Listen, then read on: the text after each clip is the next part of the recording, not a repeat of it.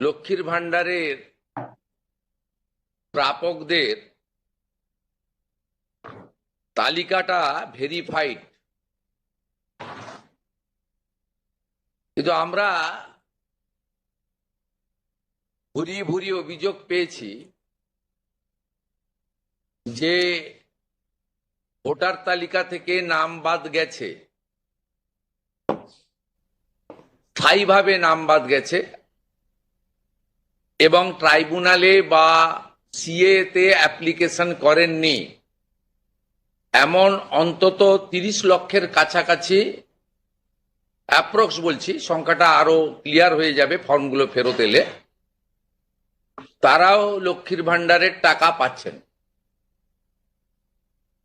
মূলত অভারতীয়দের, যেহেতু এটা প্রাপ্তবয়স্কদেরই স্কিম, যারা ভারতীয় নয় বা ভারতীয় ভোটার তালিকায় যাদের নাম নেই, আবার বলি সিএএ অ্যাপ্লিকেন্ট অথবা অ্যাডজুডিকেটের পরে যারা ট্রাইব্যুনালে আবেদন করে রেখেছেন তারা কিন্তু ব্যতিক্রম।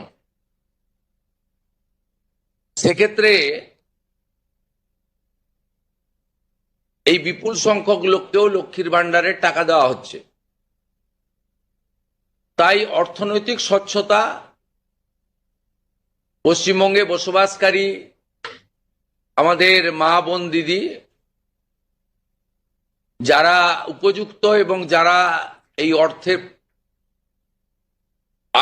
অর্থ পেয়ে আর্থিক নিরাপত্তা পান, কেবলমাত্র তাদের জন্যই এই স্কিম বা অর্থ দেওয়া উচিত বলে আমাদের বর্তমান মন্ত্রিসভা মনে করে। তাই আমরা আজকে একটি ফর্ম লঞ্চ করছি। এটি আমাদের মহিলা এবং শিশু কল্যাণ দপ্তর, যার পূর্ণমন্ত্রীর মর্যাদায় আছেন মাননীয় অগ্নিমিত্রা পাল মহোদয়া, তার দপ্তরের মাধ্যমে, এটি নোডাল দপ্তর, কিন্তু কাজটা যেহেতু খুব পরিধি ব্যাপক, তাই মুখ্য সচিব, অর্থ সচিবের নেতৃত্বে পুরো প্রশাসন অর্থাৎ জেলা শাসক, বিডিও, মিউনিসিপ্যালিটির ক্ষেত্রে সিও এবং কর্পোরেশনের ক্ষেত্রে কমিশনাররাও এতে যুক্ত থাকবেন এবং হোম পার্ট ডিপার্টমেন্টও এর সঙ্গে যুক্ত থাকবেন। ভোটার তালিকা তৈরি করা সহ আমাদের যারা আধারের কাজ করেন তারাও যুক্ত থাকবেন, অর্থাৎ ওয়েবেল, আইটি সবাই মিলে একটি পরিচ্ছন্ন তালিকা কেবলমাত্র উপযুক্ত যারা প্রাপক তারা পাক, আমরা এটা চাই। যেহেতু প্রসেসটা একদিনে সকলেই ফর্ম ফিল আপ করতে পারবেন না এবং ফর্ম ফিল আপে একটু আমাদের ফর্মে আমরা একটু ডিটেলসে চেয়েছি, কারণ আমাদের সরকার অন্নপূর্ণা যোজনায় 3000 টাকাও দিতে চান এবং ফ্যামিলি ডাটাটাও সংগ্রহ করতে চান, কারণ আরো নানাবিধ কর্মসূচিতে আমরা এই পরিবারগুলিকে সহযোগিতা করতে চাই কেন্দ্রীয় এবং রাজ্যের বিভিন্ন স্কিমে এবং তাদেরকে সক্ষম করতে চাই। ইতিমধ্যে আয়ুষ্মান ভারতের ক্ষেত্রে আমরা যেমন বলেছি যে আয়ুষ্মান ভারতে রেজিস্ট্রেশন, এনরোলমেন্ট, পোর্টালে নাম নথিভুক্তকরণের প্রক্রিয়া যেমন আমরা শুরু করেছি এবং জুলাই মাসে সম্ভাব্য আমরা কার্ড দিতে পারবো এবং 8 তারিখে ভারত সরকারের স্বাস্থ্য দপ্তরের সঙ্গে আমাদের আনুষ্ঠানিক মৌ হয়ে যাবে। ইতিমধ্যে আমরা ভার্চুয়ালি মিটিং করে 976 কোটি টাকা এই বর্ষে আমরা তাদের বরাদ্দ আমরা স্যাংশন পেয়ে গেছি।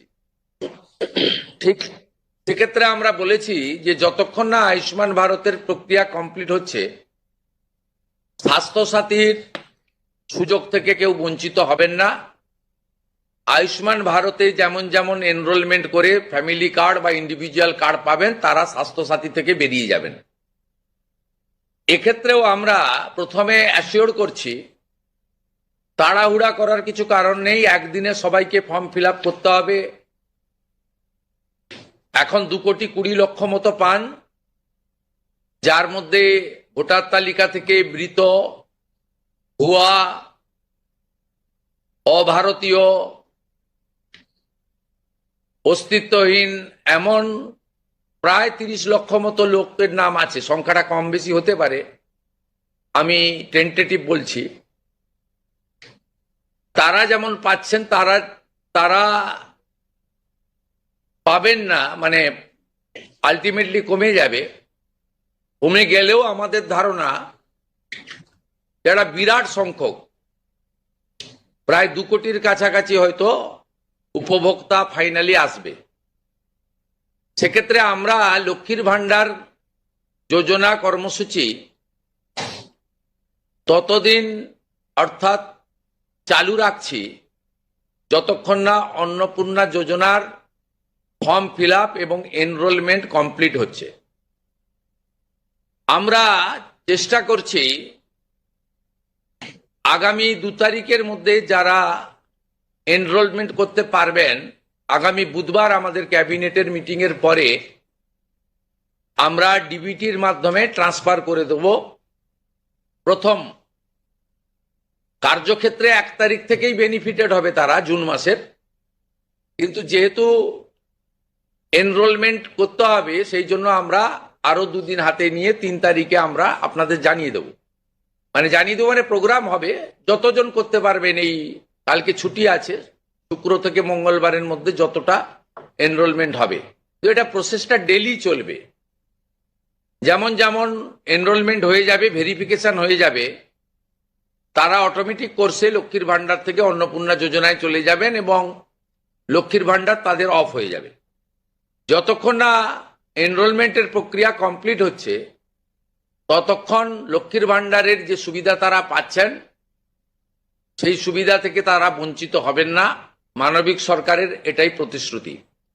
তাই একদিনে সবাইকে ফর্ম ফিল আপ করতে হবে, লাইনে দাঁড়াতে হবে, হুড়োহুড়ি করতে হবে, সব কাজ ফেলে আজকেই না করলে কালকে বঞ্চিত হব, এটা নয়। এটা একটা পার্মানেন্ট আপনাদেরকে বেনিফিট সরকার দিচ্ছে তার নিজস্ব কোষাগারের অর্থ।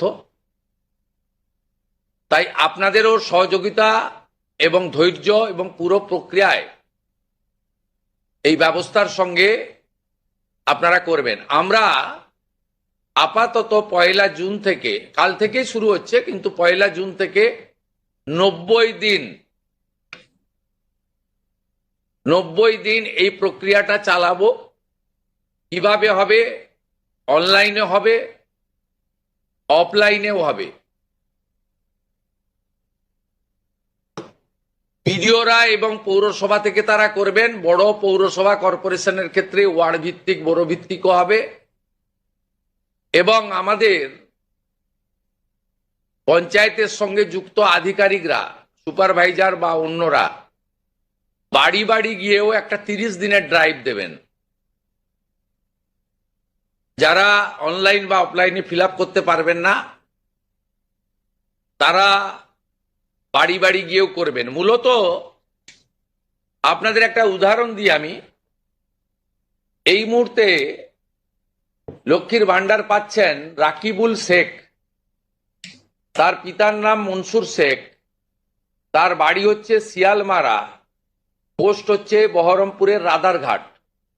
তিনি রাদারঘাট 1 নম্বর জিপি, তার এপিক নাম্বার হচ্ছে SAF 1242254। অর্থাৎ যে কর্মসূচি মহিলাদের জন্য, সেই কর্মসূচিতেও ভেজাল এবং বেনজল ভেরিফিকেশন না থাকার ফলে ঢুকে বসে আছে।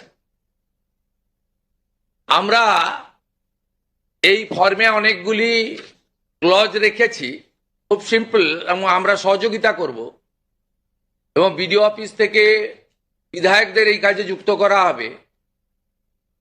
বিধায়করাও নিজেরা এটাতে নেতৃত্ব দেবেন। নবনির্বাচিত বিধায়কদের এটা একটি বড় কাজ, তারাও ফর্ম ফিল আপে সহযোগিতা করবেন সরকারের সাথে।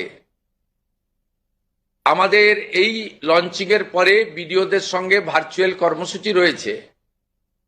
সেই কর্মসূচিতেও আমরা এটা বলবো। আমাদের যে জনকল্যাণ শিবির হচ্ছে 15, 16, 17, সেখানেও